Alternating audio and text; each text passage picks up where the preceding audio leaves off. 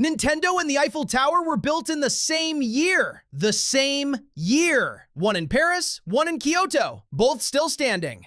Here's the problem. Your brain doesn't store history as a timeline. It stores it in categories. The Eiffel Tower goes in the category marked Old World. Iron, steam, top hats, sepia photographs. It feels like it belongs to a distant, pre-modern era. Nintendo goes in the category marked Modern. Pixels, controllers, childhood, the 1980s. So when you hear them in the same sentence, your brain rejects it. It feels wrong, like someone's made a mistake. Nobody made a mistake. Your categories are just lying to you. Let's go to Paris. 1889. France is hosting the World's Fair, the Exposition Universelle. They want to announce to the world that France is the center of modern civilization. So they commission Gustave Eiffel to build a tower, the tallest structure ever built by human hands. Over 300 meters of iron lattice rising above the city. The Parisians hated it. Artists and intellectuals called it an eyesore, a blot on the skyline. They signed petitions demanding it be torn down the moment the fair was over. Eiffel didn't care. On March 31st, 1889, the tower was officially dedicated, the tallest structure on Earth. It held that title for 41 years. Today, it's the most visited monument in the world, which is why it feels ancient. Monuments feel old. That's what monuments do. 6 months later, the other side of the planet, a small workshop in Kyoto, Japan. A craftsman named Fusajiro Yamauchi is making playing cards, specifically Hanafuda, hand-painted flower cards, and they're not exactly legal. Japan had banned most forms of gambling in 1882. Hanafuda was tolerated, barely. The cards were popular with Yakuza-run gaming parlors across Kyoto. Every other card manufacturer had walked away, not wanting the association with organized crime. Yamauchi stayed. He called his company Nintendo. September 23rd, 1889, 6 months after the Eiffel Tower opened. Not the 1980s, not the age of pixels and controllers. 1889, the same year. Here's why your brain gets Nintendo specifically so wrong. You didn't discover Nintendo in 1889. You discovered it in a living room, on a Saturday morning, at Christmas, at a friend's house in the 90s. That moment, whenever it was for you, is when Nintendo was born in your memory. Not 1889, not Kyoto, not playing cards. Your brain anchored Nintendo to the moment it entered your life and filed it under modern. This is called the availability heuristic. We date things not by when they actually happened, but by when we personally encountered them. Nintendo feels new because it feels like yours. The Eiffel Tower feels old because you've only ever seen it in photographs, in films, as a symbol of another era. You never had a personal Nintendo moment with the Eiffel Tower.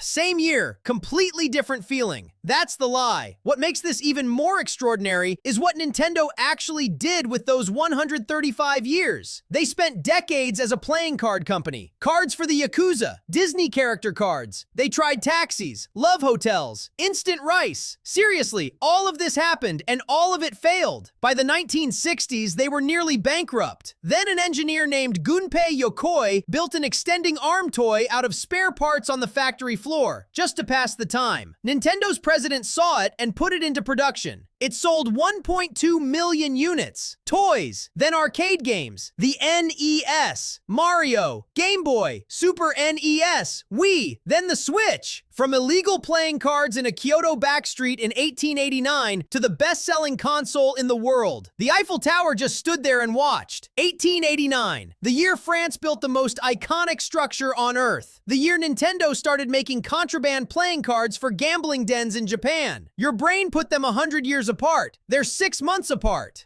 That's history lying to you, and now it can't anymore. Subscribe for more crazy stats from throughout history.